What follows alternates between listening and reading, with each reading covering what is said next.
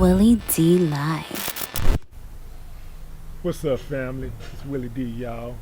Out here in sunny California with the legend, the man, the myth. Oh man, one of my favorite people in the world, Mr. John Amos.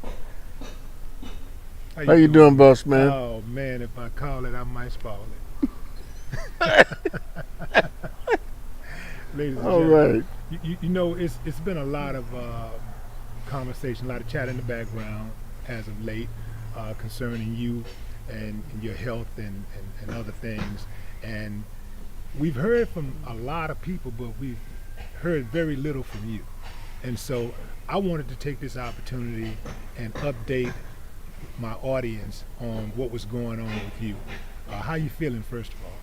First of all, I want to thank you for providing me with the opportunity to speak directly to your following, and your following is immense. I mean, they're definitely worth speaking to.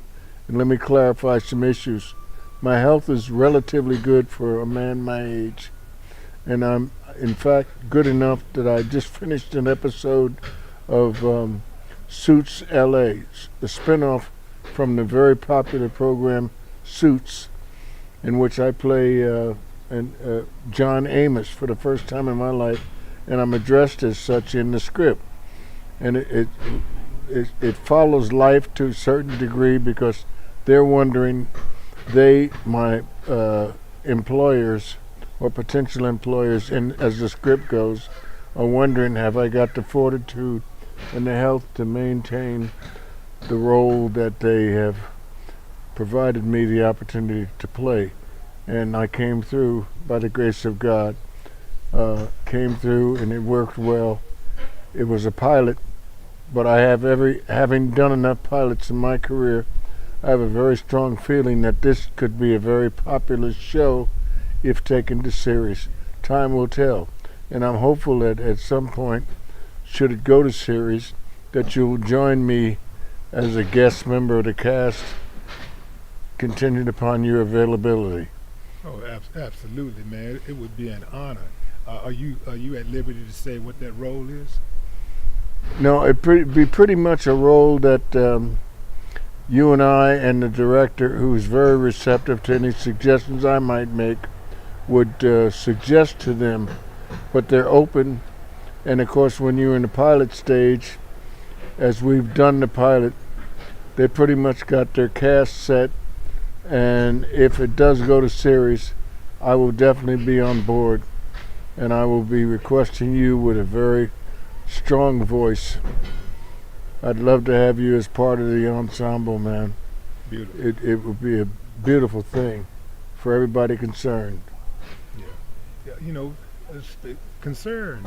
That is the operative word here, man, because a lot of people have been concerned about you. And I know from the first time that I spoke with your son, KC, and I watched that video of you, like, explaining how, you know, you were in total control of your own faculties.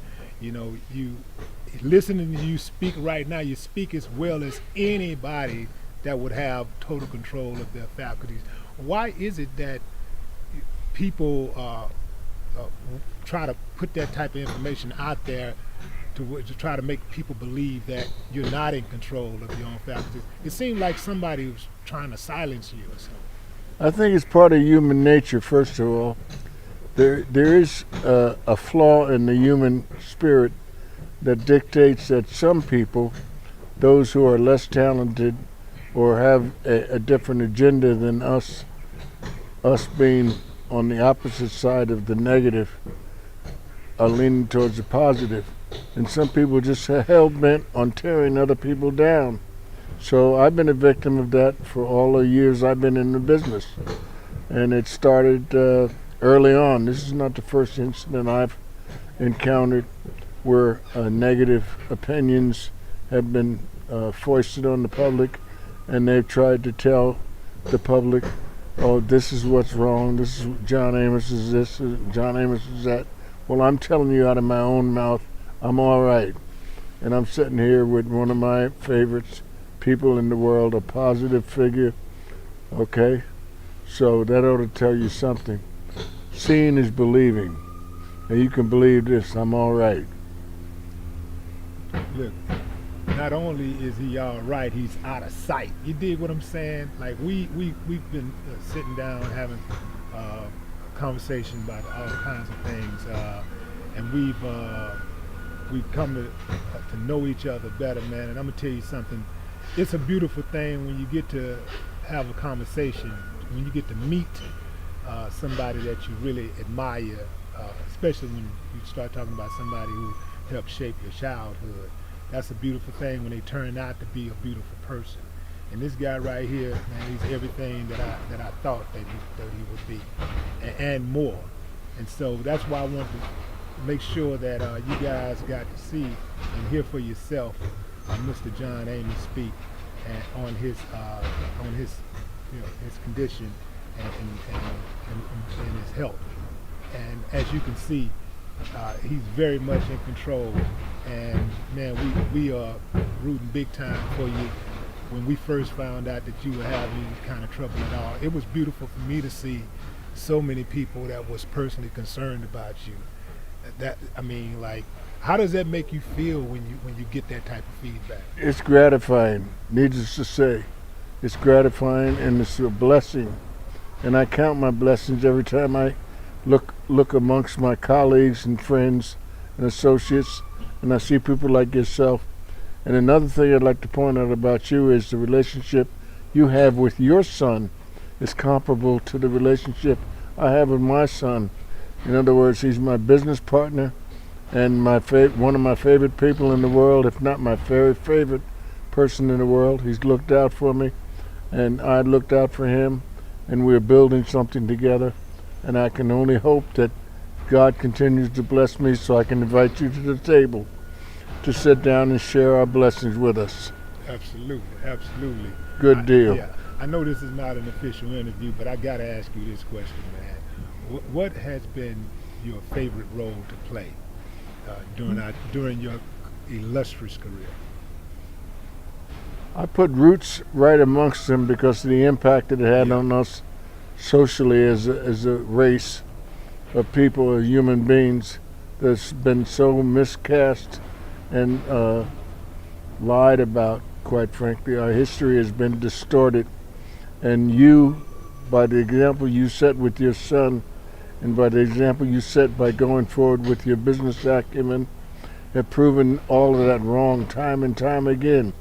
And I can only hope that others will follow in your footsteps and try to emulate you in terms of the way you conduct yourself, the way you conduct your family, and take care of your son and others that you love, your entire family.